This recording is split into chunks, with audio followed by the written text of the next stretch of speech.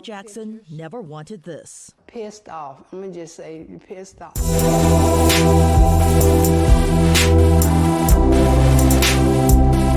Last September, the retired public school teacher was tossed out of her home with little warning and with just the bare necessities, moved to a Spartan apartment a few miles away. Different, huh? How did she get here? Wanda says a few years ago, her aging home needed repairs. The air conditioning and the heating units were out. A church friend recommended a man by the name of Malcolm Pryor, who promised to fix her house. It was during the COVID-19 pandemic, and Wanda was seriously ill. I don't remember signing anything with him. What she doesn't remember, property records can show. On August 12, 2022, Pryor alleged that Wanda didn't pay for all the repairs and filed a mechanics lien on her house through his company, SDP Development. And just 1 month later, Wanda signed the deed of her house over to another company he controlled, South Victory Group. According to several sources, the mechanics lien process begins with sending a notice of intent to the property owner, signaling payment issues. If the matter remains unresolved, the lien is filed with the relevant authority, officially establishing it against the property. Notice is then served to the owner and other pertinent parties, providing an opportunity to respond. So what happened here? How does the owner not remember signing away her property? So you signed your house away to him? Mm-hmm. Did you realize it at the time? At the time, no, because I was going through therapy, trying to get over the COVID, trying to learn how to walk again.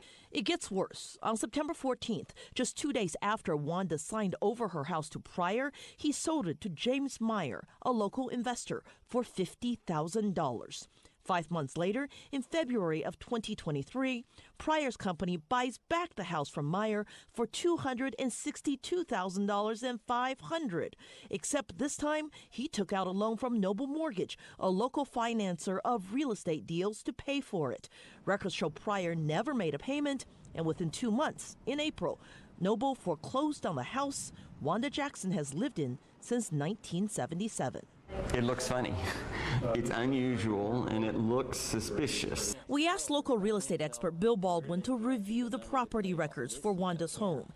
He says in his decades in the business, he's never seen such a fast timeline of signing a house over, multiple sales back and forth, then a foreclosure, kicking a homeowner out of her house. Where some of these things would have taken typically 18 months to 2 years. It's unprecedented in my career that I know of anyone that's been foreclosed on within 6 to 8 weeks of their ownership. By the time Wanda found out, it was too late. She didn't have the money nor the understanding to fight the foreclosure process.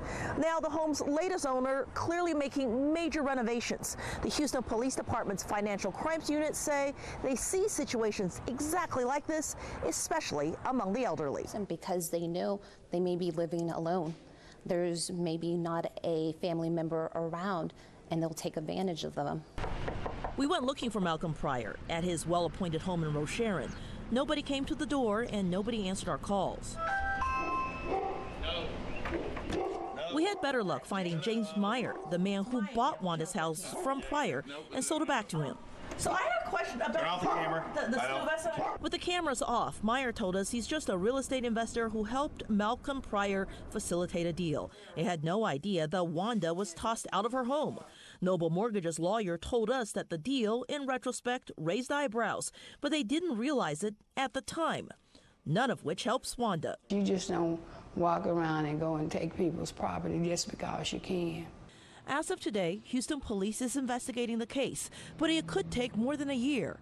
Meanwhile, Wanda is still stuck in that apartment, wondering if she'll ever get to go home again. Taking advantage of elders, whether through financial exploitation, emotional manipulation, or other means, is a serious issue. It can occur within families, caregiver relationships, or even by strangers targeting vulnerable older adults. This exploitation can lead to significant harm to the elder's well-being and financial stability. It's crucial to raise awareness about this problem and take steps to protect the rights and dignity of older individuals. It never hurts to check on your loved ones from time to time to see how they're doing.